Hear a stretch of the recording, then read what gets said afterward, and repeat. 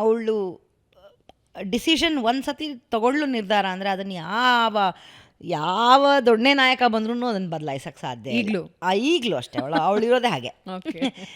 So ಆ ಶೇಡಲ್ಲಿ ಒಂದು shade ಅಪ್ಪನ ಶೇಡೆ ಅದು.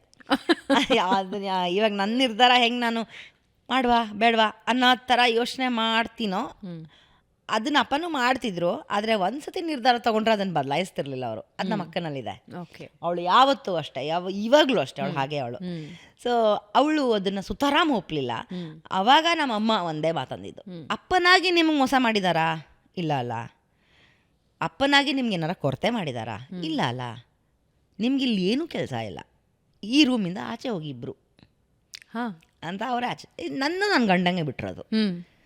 ಅಪ್ಪನಾಗೇನಾರೋ ನಿಮಗೆ ಮೋಸ ಮಾಡಿ ಇನ್ನೊಂದು ಮಗುಗೇನೋ ನ್ಯಾಯ ಒದಗಿಸಿದ್ರೆ ನೀವು ಮಾತಾಡಿ ಅಂತ ಹೇಳ್ತಿದ್ದೆ.